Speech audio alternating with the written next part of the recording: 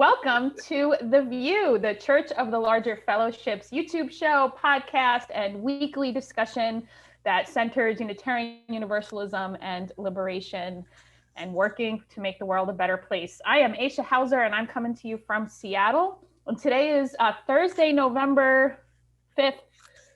We're still waiting to find out who's going to be the new president of the United States, the new one. We're gonna wait to find confirmation on that. And the weather here is gray and cloudy, and yesterday it rained. So, Christina Rivera, ¿cómo se llama? No, what's your name? How are you? I can go with what's my name too. I'm just gonna mute. Hi everyone, this is Christina Rivera, and I am coming to you from Augusta County, Virginia, deep in the heart of conservative South, the northernmost southern state, and the only one to have, well, only one so far to have gone blue. We'll see what happens. And yeah, it's a beautiful day. It's gorgeous and cool and breezy, and we're really excited to be here with you all. And let's see, Dawn, tell us where you're coming from. Wait, real quick, I forgot to announce that today we have Nicole Pressley, national organizer for VUU the Vote. Nicole is a longtime fan, first-time caller. So Nicole, we will get to you after our roundup, but I just want, I'm like, you know, I've been waiting for the announcement of the new president of the United States. So my mom, you know, so Dawn, sorry about that. I needed to interrupt with a special announcement. Good. I don't know. It feels like morning to me. Anything that happens before like supper feels like morning to me.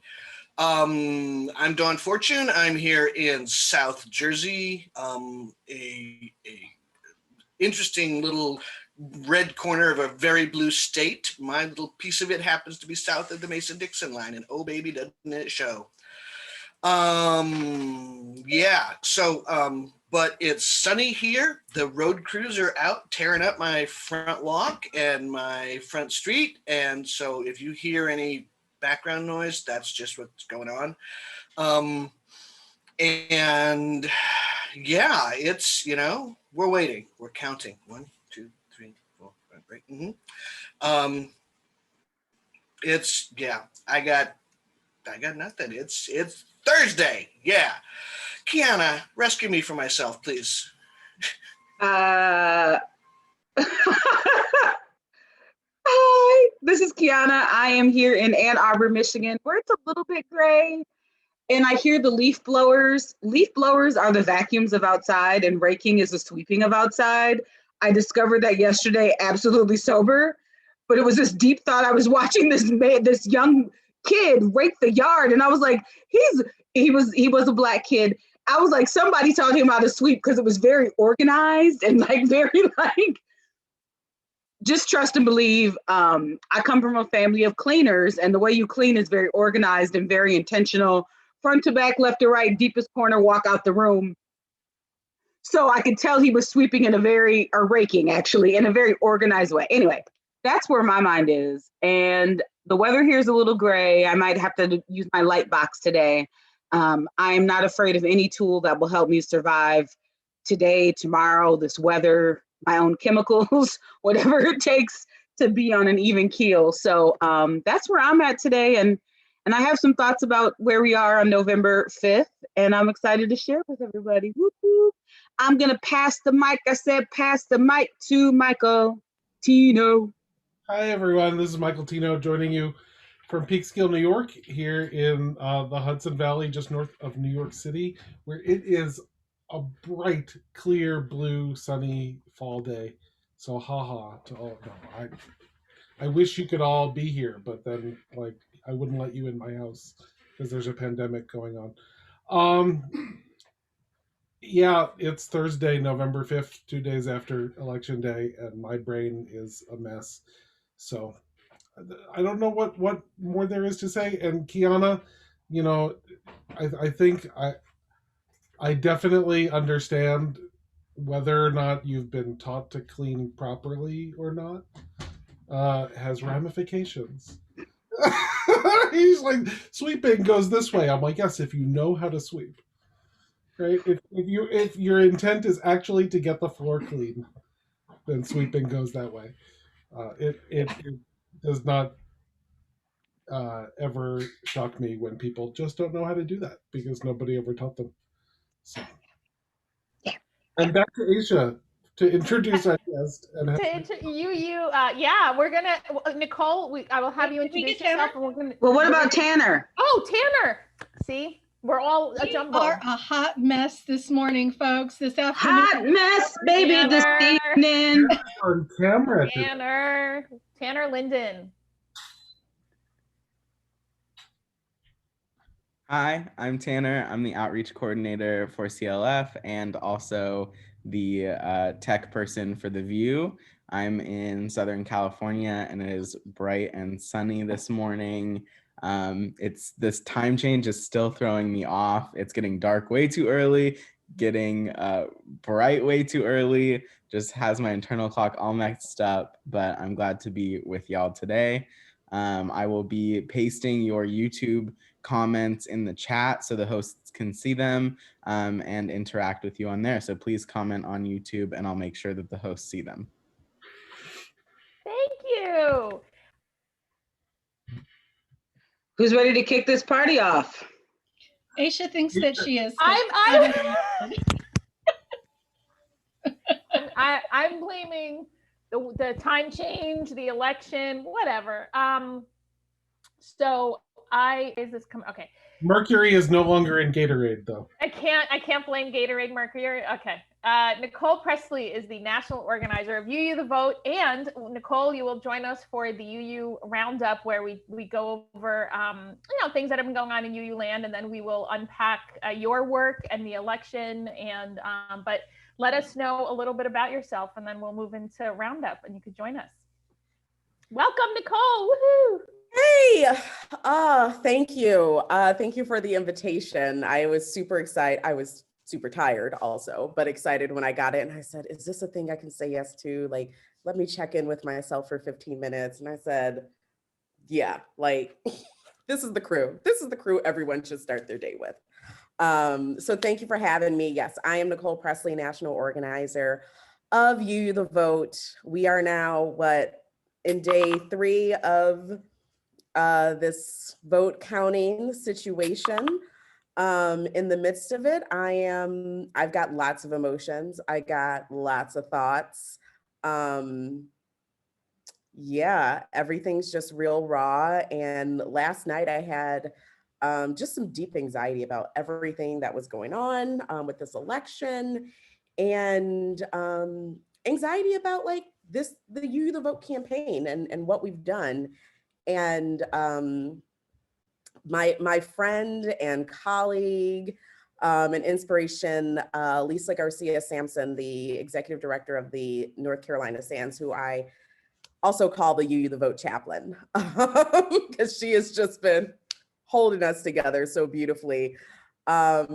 Just told me to like tell the truth. So hopefully, I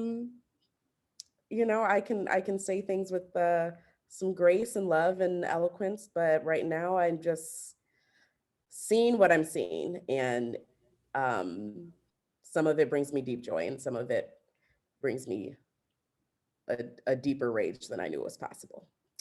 So yeah, that's a word. That's a word, Nicole. Yeah, joy and deeper rage than I knew was. Yes, thank you for that, because that resonates.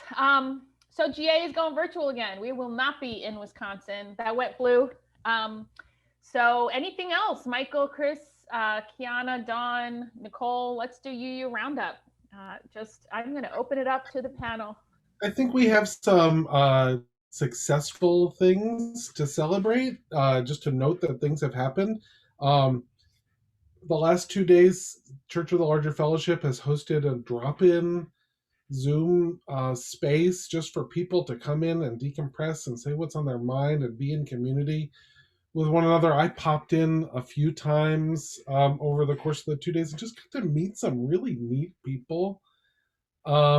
and it was really just, it was lovely just to feel connected. And one member who is in Barbados, who came in, just to say, like, I know you all are in the middle of this election stuff, and I just want to send you some love. And it was so nice to meet her and just make that connection for once. And our Spotify lists, if you haven't seen the CLF Spotify lists, um, have been a great success. Apparently, Chris is the genius inspiration behind putting CLF on Spotify, and I have yet to be taught how to add songs to the list. But someday they will teach the old lady how to put things on Spotify. Quiana, you have other things too. Yes. So I decided a long time ago that I was going to choose joy. That if there was choices on the table, I'm choosing joy. And so in the realizing, I am a part of Blue, Black Lives Unitarian Universalist. And in that I am on Team Sankofa. And about maybe 3 weeks ago, one of my comrades said, hey, how are we going to support our community? I know I need support election night. And so we worked together, rallied together, got whom needed to be at the table. And on Tuesday night, we had just a community care night. We had an online house party. There was a front porch. So Zoom's upgraded. First of all, y'all need to know that. And that's hot. It's hot. It's what I wanted for Juneteenth. Just if you were at Blue Juneteenth, that's what I wanted. But Zoom couldn't catch up with me. Zoom, catch up with me.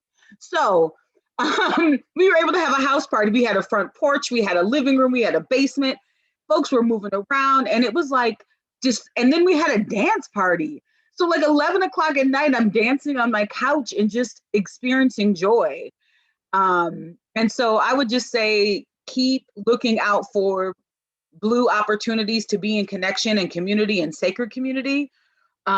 It's fire, man. I feel spiritually fortified and ready for whatever's next. So those things will keep happening because we are a group that pivots and leans into what our community needs. And so if the pulse changes, we'll change with our community and adapt. So Blue has been gathering folks. And if you don't know anything about Blue and you want to learn more, you can hit me up, or you can go to that Blue webpage that I did not give Tanner a link to. So don't be surprised when you can't find it, Tanner.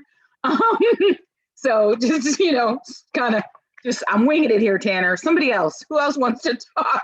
Christina. I love it. We're all winging it today, if you couldn't already guess.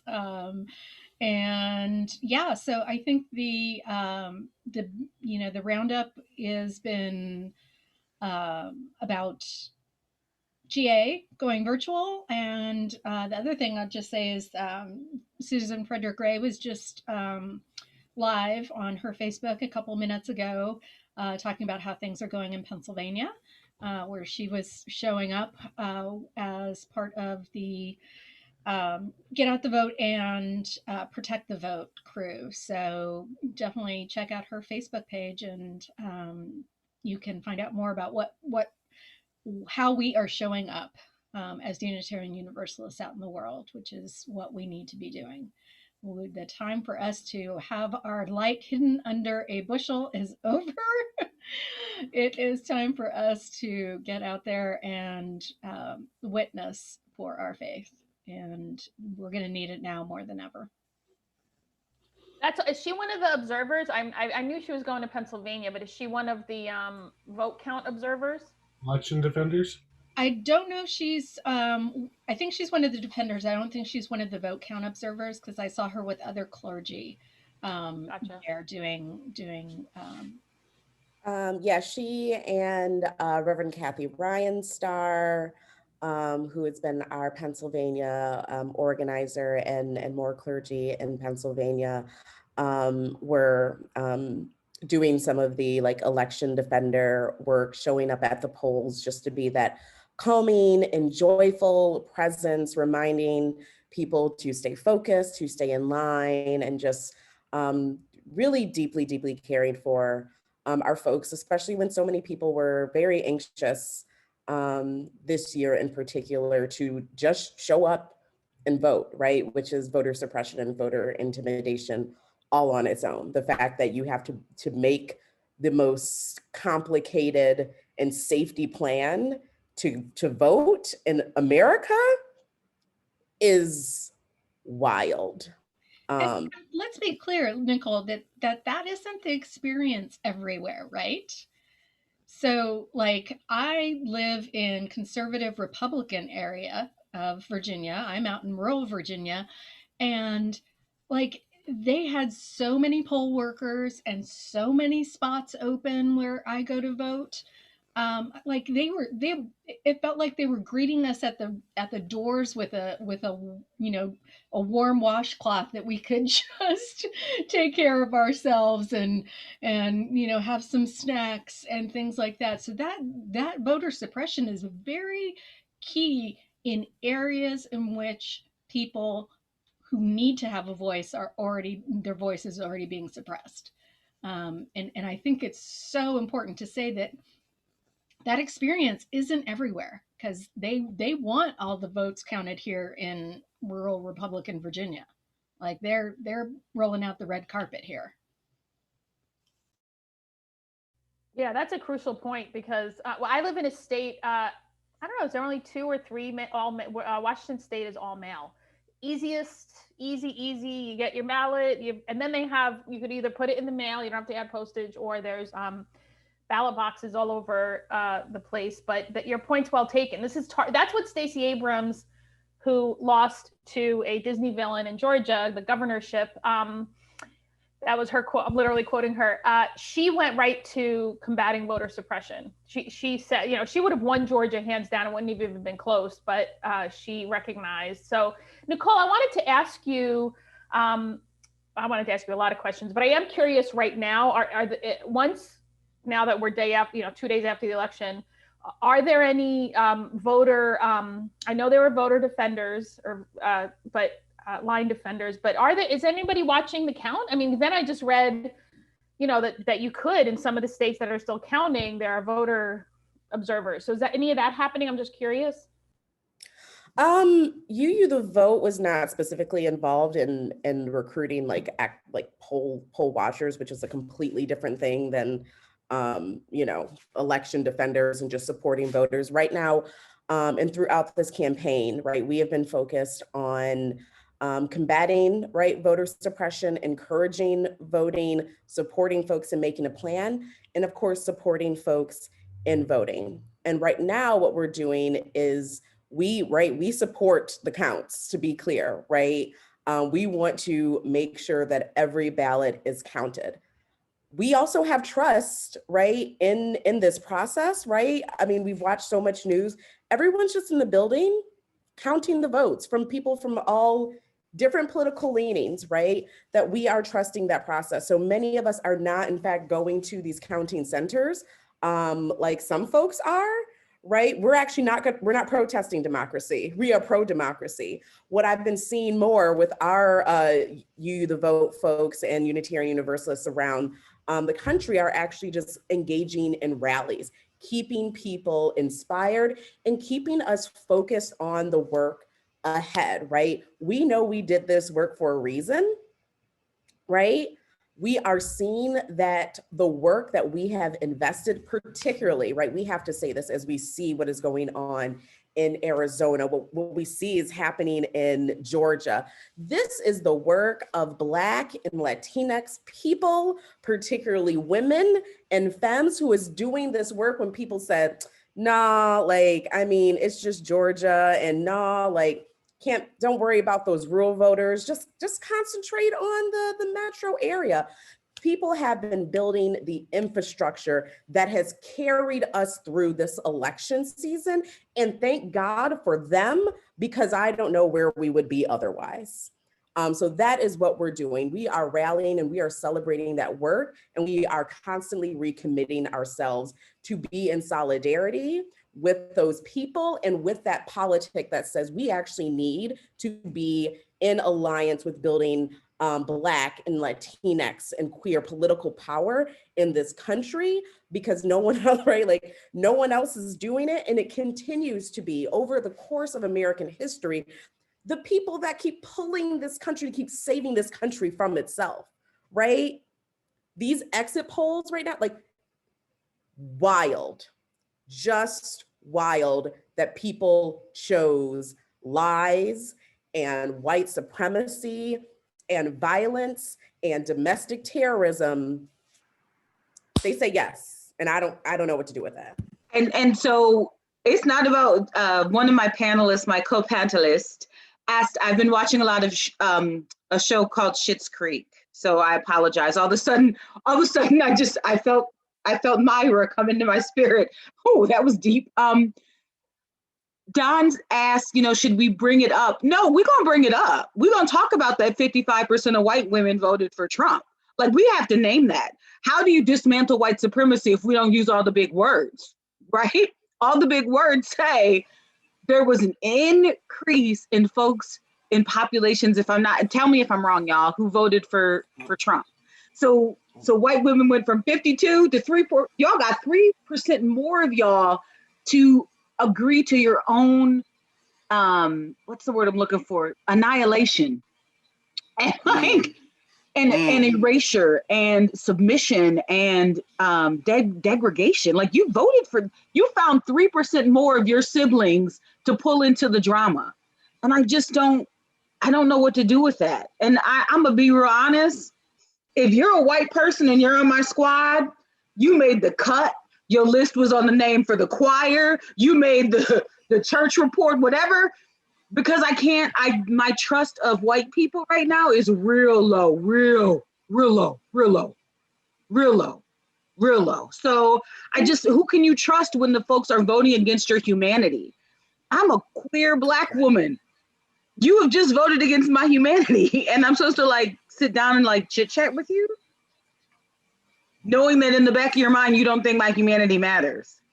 So, I just think we have to call it out. We can't dismantle a system we're not willing to name. And 55% of white women voting for Trump is a system that we have to name, is a part of the beast that we have to name. We do. Don, what made you feel like we couldn't talk about that? Don, what made you feel like we couldn't talk about that? I just, everybody was talking about how positive things were and how the positive of the work that we've been doing. And I was just like, I don't want to be the skunk at the lawn party here, but there's some deep shit wrong. There's some deep shit wrong. And one of the things I think, I'm going to use a big broad brush here so nobody get offended. Liberal white America has learned, maybe in this one, is that people lie to pollsters. People pretend to be more enlightened, more compassionate, which means they know what they're doing is wrong. They know what they're doing is wrong and they do it anyway, but they have to do it in secret, in private, with a private voting. See, now, I grew up in Maine, where every year we have the annual town meeting, where everybody gets into a room and you vote on the entire budget. In person, you raise your hand and say, I want to cut the school board. And then you have to face your neighbors with 2011 kids who count on that school, okay? So for me, there's a part of I think if we made people own up to what they were doing, this would be a very different thing.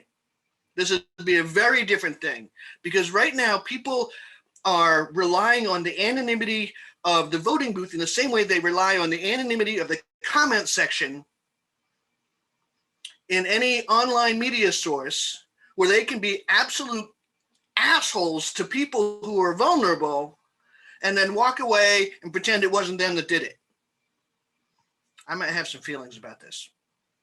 And I just we need to, I remember when I first was a wee baby activist working on queer stuff, and I remember watching the polls thinking, we're going to do it in Maine. We're going to pass a non-discrimination law.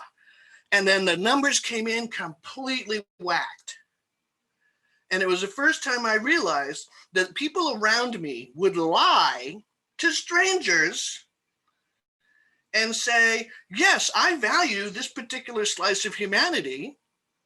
and then get in the voting booth and say, not really, click.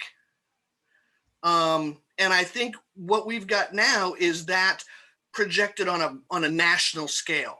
Lauryn Hill has this line in her song, and she says, everyday people lie to God. Why would they not lie to you? And so if you are lying to your God, you will lie to a pollster, you will lie to anybody. You are lying to yourself to like keep your own concept of humanity in check. So, I mean, yeah, if you'll lie to God, you will lie to a pollster. I absolutely believe you. And I think people think that they are verbally out loud they're saying what they're supposed to say and going in that box and doing what they truly feel. And if what you truly feel is that my humanity doesn't matter, then my approach and the work that I'm going to do to get us all forward is going to shift from centering you to centering the folks who have my back to get all of us free. Now, when it's time to get free, I know you got to come along. Come on, Karen, because but who I am, my integrity says I can't just leave you, right? I can't leave you to be in the Handmaid's Tale while I'm trying to go live in the gathering beloved forest, right? Like my humanity, my God says I can't do that to you, even if I kind of wanna. So what I'm saying is you're right. You're right, Don. People's conscious and how they know how to move in the world and move opposite of that. So our work, I think, as a faith community, our work as a living embodied faith isn't to tell people do something different in the box. It's to show them that when they do something different in the box, what happens. And what happens is Black people get free, women get free, we all get free, and we're all better. They have to believe that that's really going to happen at the end. I want to keep talking. Christine, I'm going to turn it over. Say something. Somebody else. No, I saw Nicole wanting to get in here. Oh, get in, Nicole. Oh, no, I was just saying on the can we were in this joyful spirit and should we talk about this 55, 56%, whatever it is right now.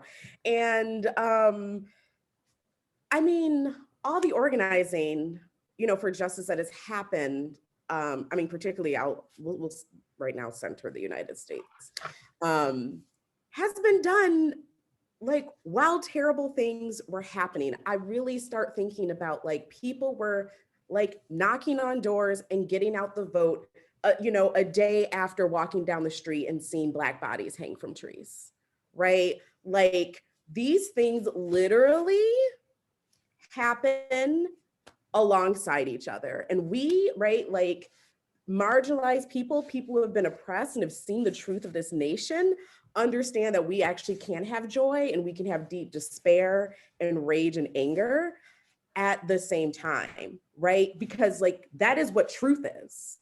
And the problem is that we've been giving like whiteness and white supremacy the benefit of the doubt for a very long time. That's why people were focused on those polls, right? And being soothed by those polls. And then we saw, right? What is that? I can't believe what you say because I see what you do, whatever that quote is, right? Like we already know those polls meant nothing because we knew people. We knew that white supremacy that this administration in this country has held on to for so long is seductive to people, and that message carried. And the only way, right? Like I think IDB Wells, right? The way to right wrongs is to turn the light of truth upon them. Yes. And that's what we need to do. We were having this conversation yesterday. So my husband is white, my children are biracial, and we were having this conversation because he's just like, how do people in this day and age, how do 56% of people in this day and age still vote this way? And I'm like, our kids, like we were still fighting the indoctrination of our children in education, in the education system, because our kids were still getting the Pilgrims and Indians having a great Thanksgiving together, right? There are still kids in classes right now where I guarantee you that is the message that they are getting, that indoctrination of our children, of our society continues. And so to expect that we spend 18 years indoctrinating our children into the white supremacy and racism and oppression of this country, and then expect them to be able to shut that off and pivot in an anonymous voting booth. I mean, it's just it doesn't make sense. Like, it doesn't make sense that we would think that this somehow could happen, that somehow these polls are coming out and saying, you know, if more than 60% of people want healthcare for everyone. Sure, if you walk up to somebody and say, hey, do you want healthcare for everyone? They're going to say yes. But you get them into a voting booth where that is the actual question embedded into who we are electing for leadership. And all of a sudden that Pilgrims and Indians having a good time at Thanksgiving reasserts itself. So Well, yeah, Nicole, I mean, we have exactly that light of truth, the truth of what we are teaching our children and what we are teaching the culture that we are teaching, that has to change. Like we get Unitarian Universalists coming into Unitarian Universalism so often as adults, and it is so hard to repair the damage that, number one, they may have had with other religions, but then number two, to undoctrinate them or really indoctrinate them into an idea of liberation, of mutual liberation. And that's that's, to me, that's, you know, as the religious educator in me, that is where we're trying to shift the narrative, because it is so hard. I know we're talking election, but I just want to lean into something else really fast. If we can get rid of Christopher Columbus Day and really lean into calling it Indigenous Peoples Day, I think we as a culture need to lean into changing how we talk about the fourth Thursday in November. I refer to it as Family Food Day.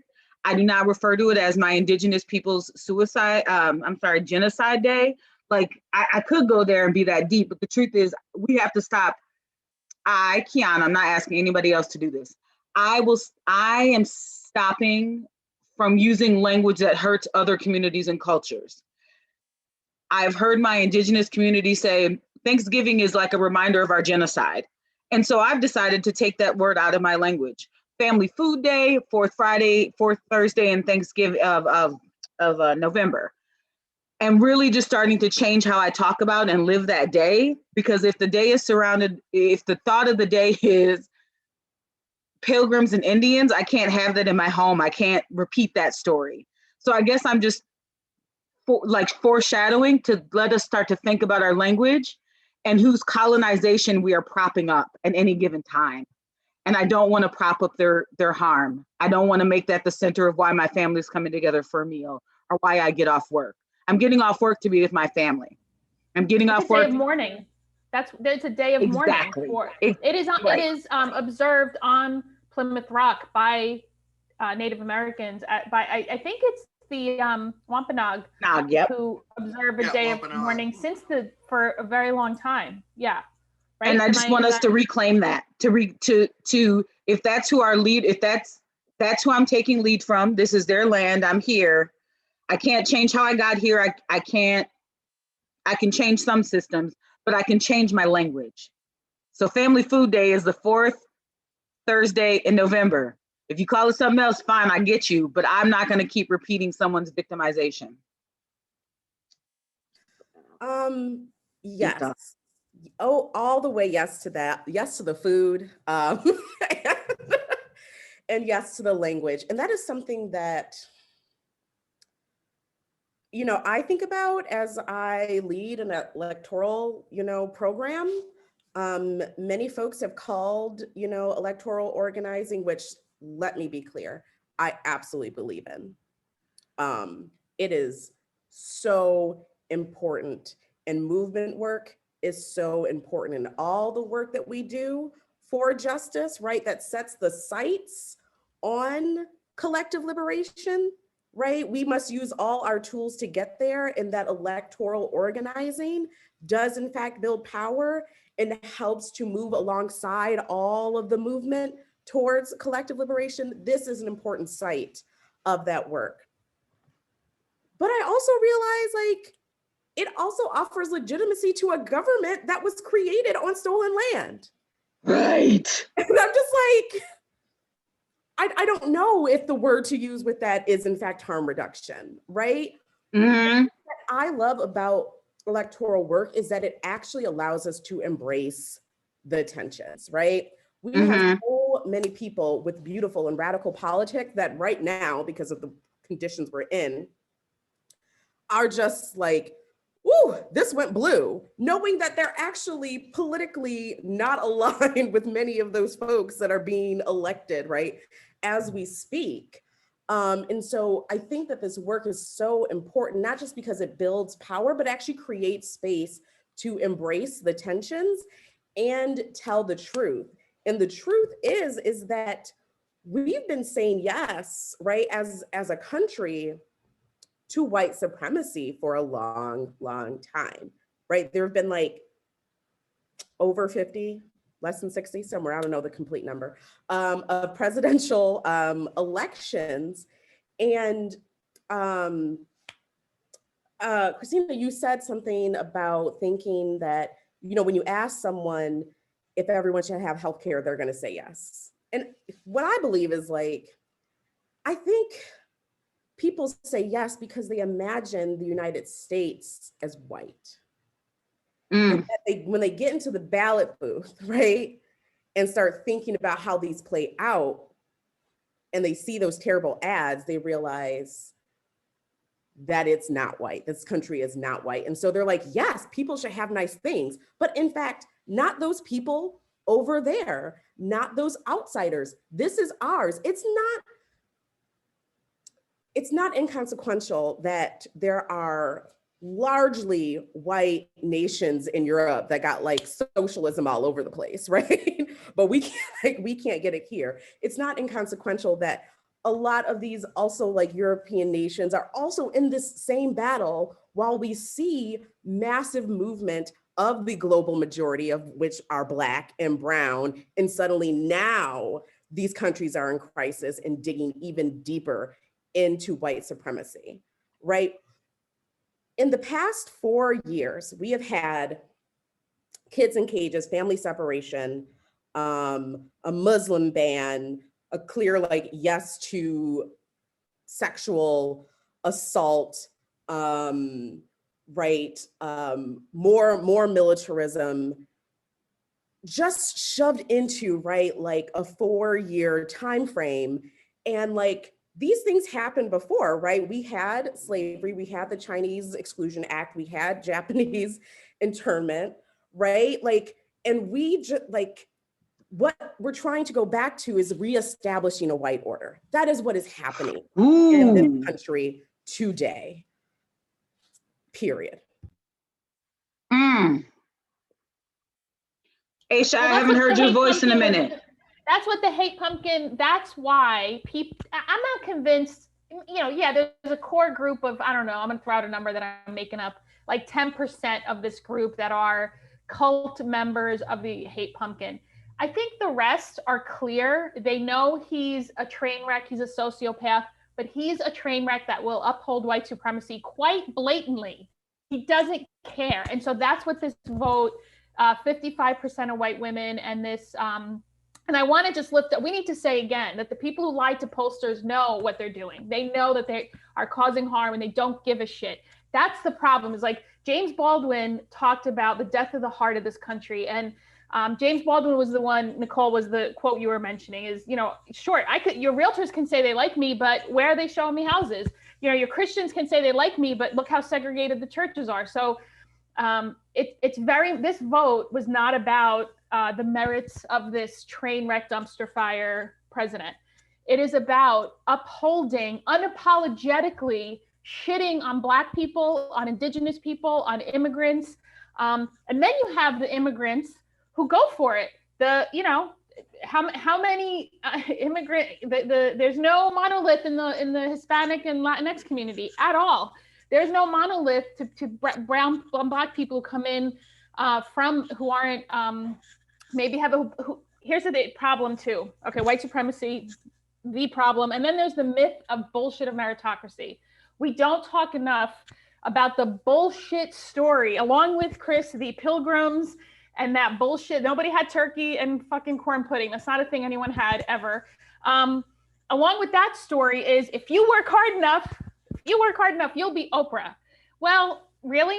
And Oprah was even kept out of her maze in Paris. So it didn't matter. She was a Black woman and they did not open that door to her. So let's be clear, she was still Black. So there's anti-Blackness rampant in this world, and white supremacy is fighting really, really hard not to die. So that's what this vote was about.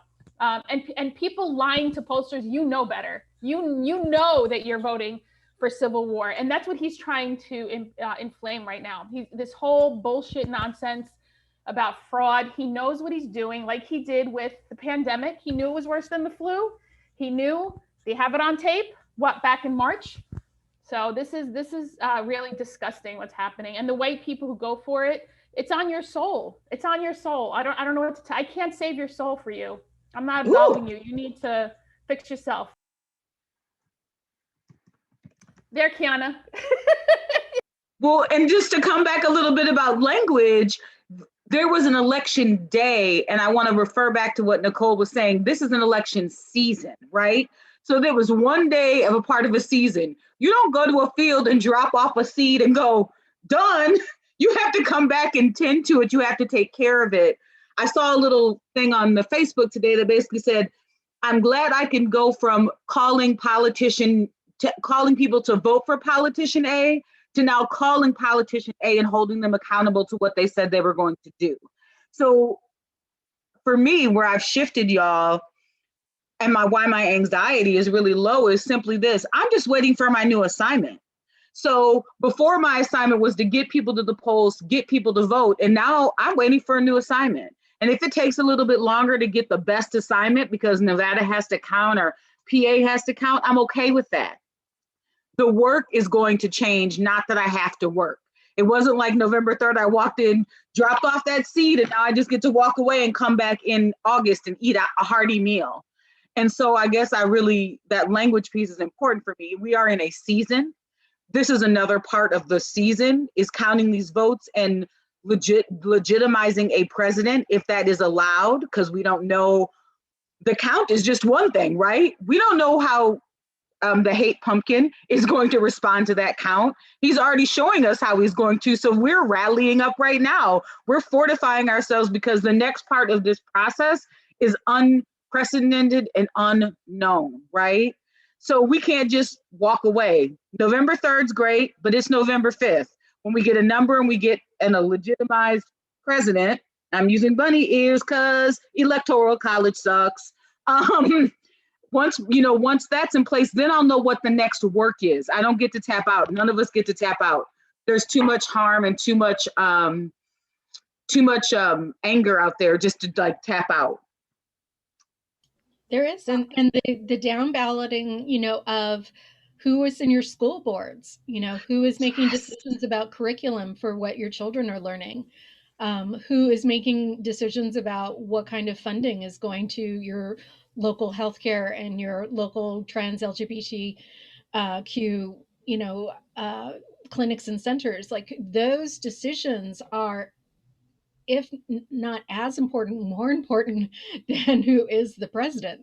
Because if we want to change the thread of that indoctrination that's happening in our schools and into our children, that we have to be able to do that at a local level. We have to be able to hold people accountable at the local level as to what is going on with our children and with the culture that we're building for our children. I think that piggybacks on the notion also that those community level elected positions are the nursery for larger, bigger, more powerful elected office. And I think this is the day for broad generalizations. I think that a lot of progressive white people want to simply run for Congress right away without in the same way we want to learn about white supremacy and then give TED Talks, right? Ooh. Like that's the thing, right? Like, oh, I read a book, now I'm an expert. Like, oh, I did a thing, now I should be in Congress. No, you need to learn how to do that stuff, and you need to build it from the ground up. And again, this is one of those things where it's so many of us forget that our survival and our ability to thrive depends on the relationships we have and live and maintain now, and not, like I've said before, come February, go looking around for somebody who's got dark skin to preach on Martin Luther King Day, right? Or Black History Month, right? We need to have those relationships now.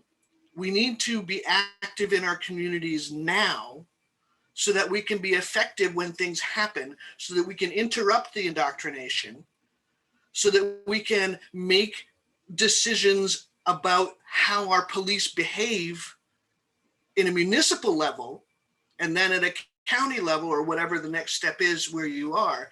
But it's those of us who are white and progressive, this work is on us. This work is on us. We don't get to just show up and run for president or show up and run for Congress without having ever done the work. But Don friend, that is the problem. White people are allowed to literally show up with your whole ass out, living your whole life the way that you want to without any remorse or question, have done some shit. You could be, look at Donald Trump. So I want to challenge your use of that word liberal, because liberal has become the word to me to mean publicly I know what I'm supposed to do and privately I don't give a fuck. So when I hear liberal, I hear publicly I tell people I voted for Obama, I have Black friends, I would never vote for Trump, and I walk in the box and I check Trump. So for me, and then Nicole said earlier, it's about when folks say they want to bring America back, what I hear is I want whiteness to be the center. And so what I hear you saying, Don, in this kind of convoluted yet Quiana way that makes sense to me in my head, if I can articulate it, is you still want to be comfortable in your whiteness. You still want your whiteness centered in the change box. You still want to be in the choir. And I'm telling you, you might have to go sit in the parking lot and listen in your car, baby. You might not get to be in the choir. You might not get to read that book and then run for Congress. You might not even be in the room at all. You might not even be in the peripheral of what's happening. You will not be centered, focused on, or thought about at all. And if white liberals still want to be in the center, or even if they want to even be like a second ring suburb of the conversation, I'm a little worried. Like I'm gonna need you to keep going.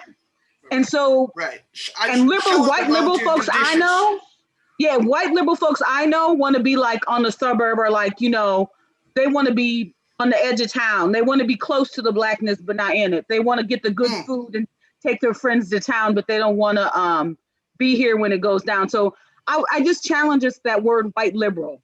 It's not always, it doesn't leave the same taste in my mouth as it leaves in yours. Okay. All right. Thank you. And we can talk about that another time and off screen, because we're friends and we can keep talking, right?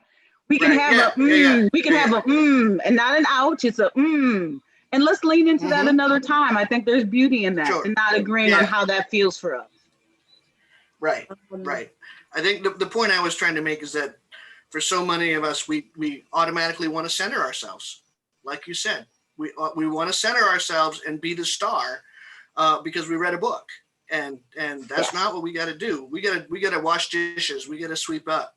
That's right. We got to learn service. We got to learn service and build the relationships that way. Nice. That's what I was trying to say. I have not heard from Michael in a while, and it's 12:50, so I just want to make sure. I'm such a little facilitator, y'all. I'm sorry. I'm like, it's 12:50. Has everybody said everything? Has everybody said what they need to say? Are everyone's feelings validated? Will you leave here knowing and have a better day? That's my thing. Go ahead, Michael. My feelings do not actually need to be centered right now.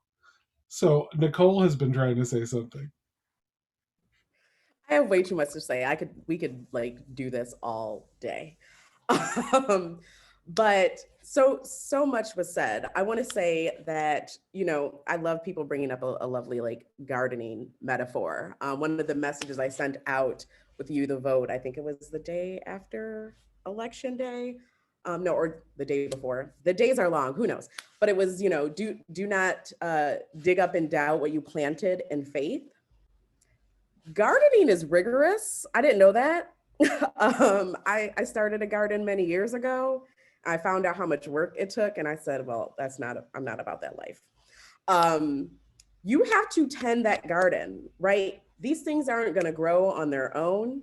You gotta weed, you gotta plant, you gotta water, you gotta do all this stuff. You gotta make sure you plant things in the right place at the right time, right? I grew some, what was it? Some squash, and then I put some peppers next to it, and all the leaves from the squash covered up the peppers. I got no peppers that season, right?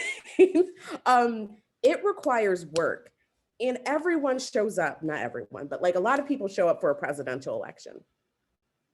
And we forget about, one, even during that presidential election, these down ballot races and who is really doing the aggressive work, because Lord knows that this election, this general election did not have a candidate for me, right? It was a depressing choice. I've never left the voting booth so deflated. But what we're seeing, right? We are actually seeing good news, right? We're seeing the decriminalization of drugs in Oregon. We are seeing a minimum wage increase in Florida. We are seeing Prop 208, which increases education funding in Arizona. In Michigan, I mean, not in Michigan, in Mississippi, I believe they voted to like remove the Confederate flag from the state flag. Nevada has put in its constitution the legalization of gay marriage.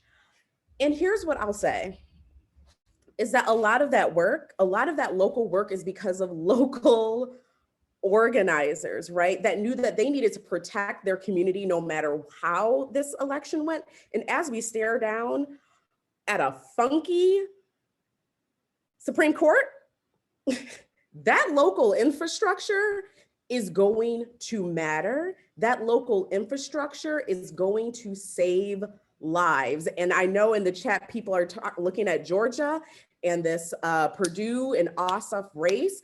And all I can think about is the Georgia Latino Alliance for Human Rights, New Georgia Project, Fair Fight, Solutions Not Punishment, 9 to 5, ARC Southeast, NARAIL. Georgia Equality, I'm just thinking about the people who have been there building the infrastructure to make sure that our communities were safe. And here's what I'll say is that those folks really doing the work and making sure this country is saved from itself in 2020 are also the people that are demanding to abolish prisons, that are demanding to defund the police, that are demanding to free them all, that are demanding universal health care, right? That those are the people who saved this country from itself. And we have some choices. And by we, I mean Unitarian Universalists who are mostly white, right? There are choices to make. Are you going to build alongside these folks who keep doing the work, or are you not? Because I truly don't know, right? I do electoral organizing. I truly don't know how much longer we're going to continue to vote for the lesser of two evils. There will be a breaking point. And then we will all be in a shitty ass situation. So let's make some good choices today so that we can truly have like just the semblance of a better tomorrow, right? Like focus on collective liberation, but can we survive, right? Can we survive the next year? And that's a choice. That's a choice. Everything you buy, the people you vote for, where you invest your money, where you decide to live, who you decide to politically build with.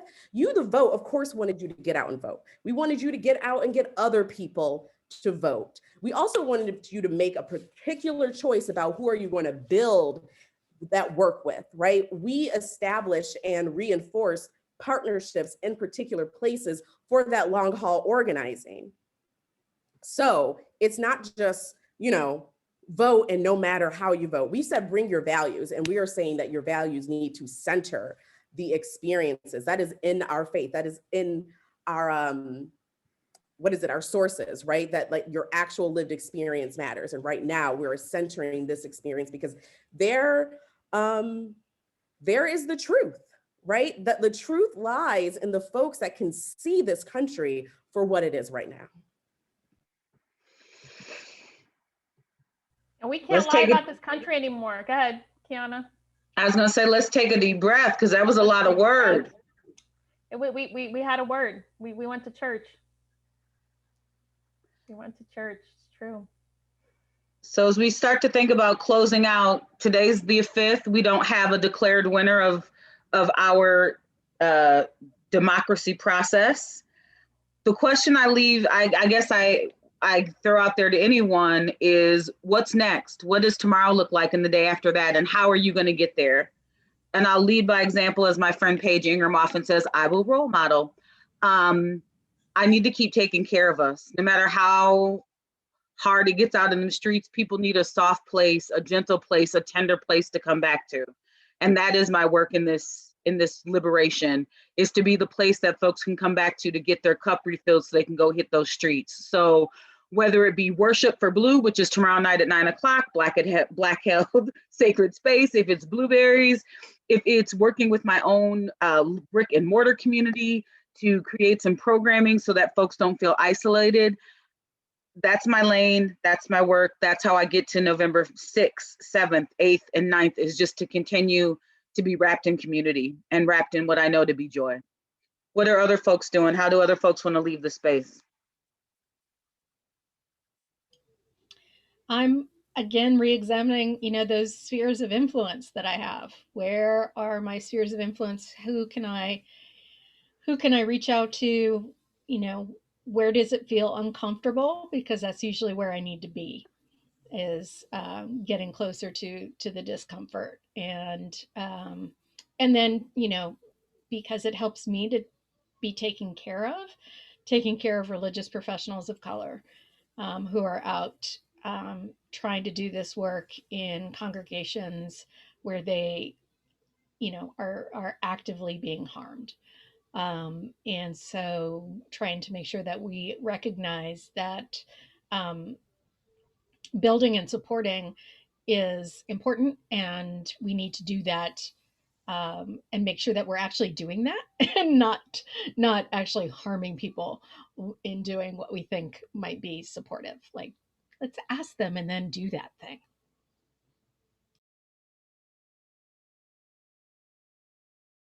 Yeah, thank you.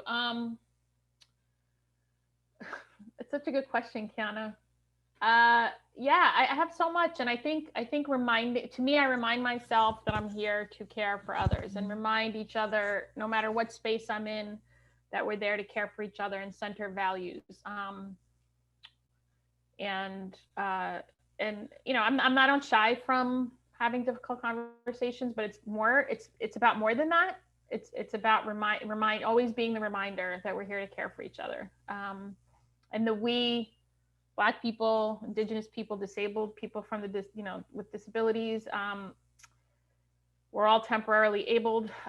So reminding each other and reminding myself and trying to remember to have compassion, because I struggle with that with people that I think want to be harmful and cause deep harm. So yeah, remember we care. Yeah, I think just that is really, that's where the hard work is, right? I think a lot of folks are like, well, what am I supposed to do? And there's some ballot curing stuff that's happening in Georgia. And there's still like, people are going to rallies, but there are a great many people who are like, what do I do when GOTV is over? The next calls to make are the calls to your people, right? Like, talk to them, check in on them, talk about what you imagine, right, to be the next step, right? There's no one that comes down and says, this is the way, right? we are building towards collective liberation, and we are building the idea of it, right, as we do the work. So like, talk, care for your people, call them, check in on them, and talk about the world of your dreams and what it's going to take to get there, right? Those are the conversations that matter now. So like, no, You the Vote does not have a phone bank right now, but you have a phone and you've got contacts. Call them.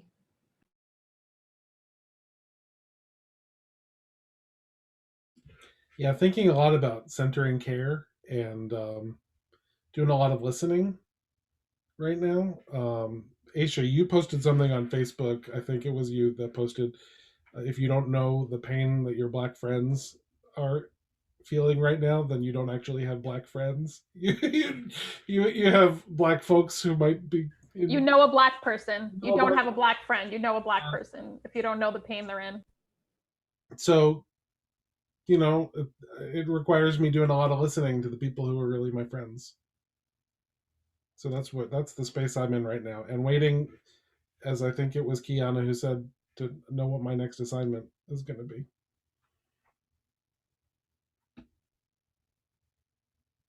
Did everybody get to share? Is it 101? Are we up out of this piece? I think Thank you all for joining us. Dawn didn't share. Oh, Quiana. Dawn, thank you. I was like, I've run my mouth enough. I'm okay. As long as my you're- homework is to keep doing homework. That's all. Fair enough. Well, we don't ever script anything, just so that you all are aware. So I want to just close us out because it's 101 and we know folks have to move around. We are blessed and thankful every time you come into the space with us. We hope that you find your next work assignment. There's some orders you can take from us, or you can invent your own, but we look forward to being with you next week at noon, and we're going to talk about something with people and us, for sure. Be well, my friends.